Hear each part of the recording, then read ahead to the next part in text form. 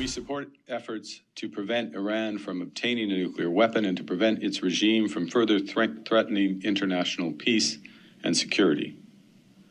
Because Canada is taking the world as it is, not passively waiting for a world we wish to be.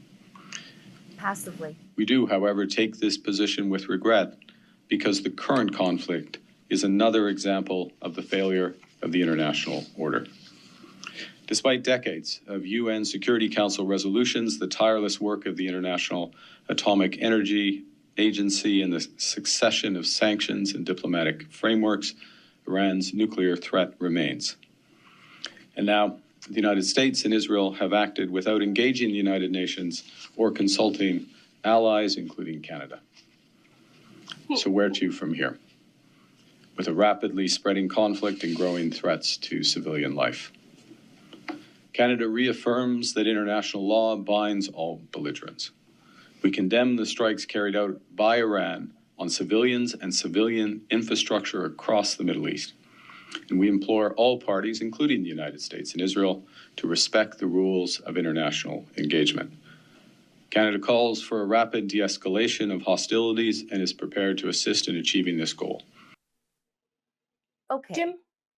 Yeah, sorry, I just want to get this off my chest. Please. He wants the USA and Israel to check with the United Nations before they do something about the existential threat within Iran. The anti-Semites on the Security Council, Yes, get over their at the permission. UN, go and get their permission. Go get their permission first. Yeah. He says the current conflict is I forget the word he used, but that it defies the international proper law and the proper order of things. The current conflict. No, The the New current World conflict Order?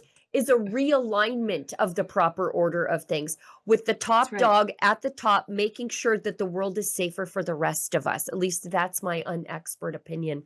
But let's go to Jim. Yes. Yeah, well, my takeoff on this is that number one, the United Nations is such a broken organization. It should be that's why Trump is starting this new Council of Peace, Yes. because they're bringing in people that actually are there for the right reasons. Like all these African countries that are running the United Nations, China is actually the top voice of the United Nations through these other countries they have voice or opinions on.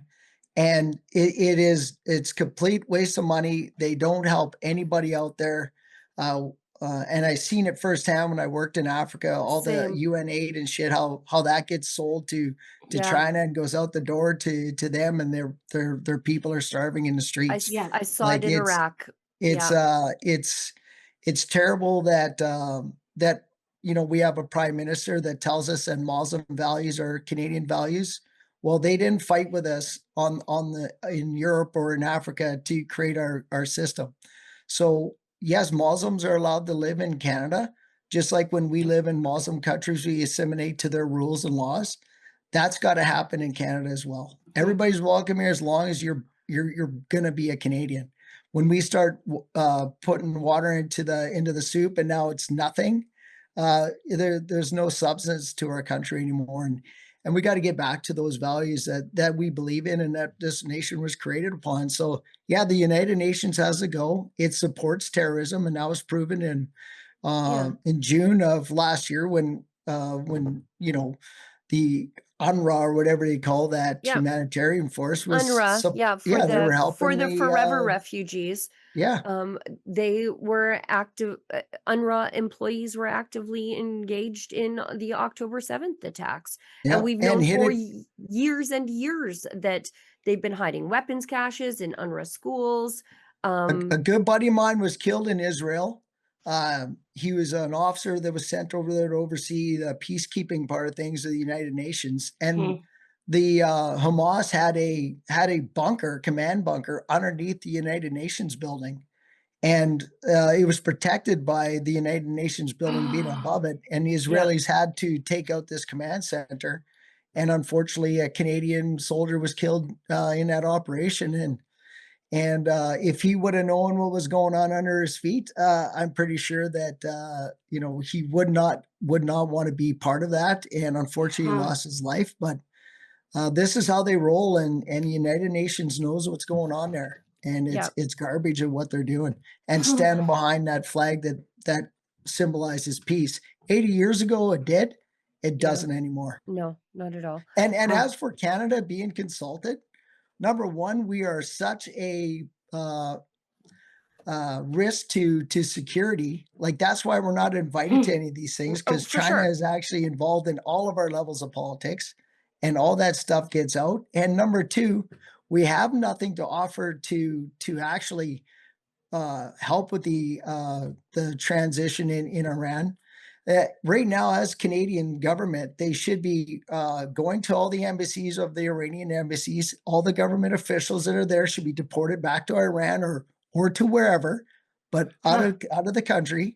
Any Iranian money that's in Canada should be seized and held for the new government that takes over. Pretend it's the Freedom Convoy. Yeah, right. Yeah, like exactly. And like we can do things in house in Canada that are going to help the next Iranian government. And don't kid yourself, it's going to change. I remember talking about this on a podcast, in June when this went down. Interesting. And it's since that attack in June of last year, Israeli commandos, Delta Force guys have been in Iran, organizing the groups that will stand up once the bombing campaign is over. And this is very similar to what was going on in Afghanistan prior to the tragic withdrawal that Biden had. Right. The plan was that when Trump was in power, his plan was to leave Afghanistan, but control 2 air bases with the special forces in Bagram, and Kandahar special forces would be comprised of NATO countries. And we were to operate inside of Afghanistan by being mentors and leaderships to the government forces. When Biden pulled out in the middle of the night, not telling his allies even that he's leaving, and when the president of Afghanistan woke up and his security detail that was supplied by the Americans were gone, he packed a bag of money and left. And that's why the country fell so fast and so quickly. What you just watched is a clip from our daily interactive live news and opinion show. It's called Rebel Roundup. It airs Monday through Friday, 11 Mountain, 1 Eastern. Make sure you're subscribed and that you click the bell to never miss when we go live.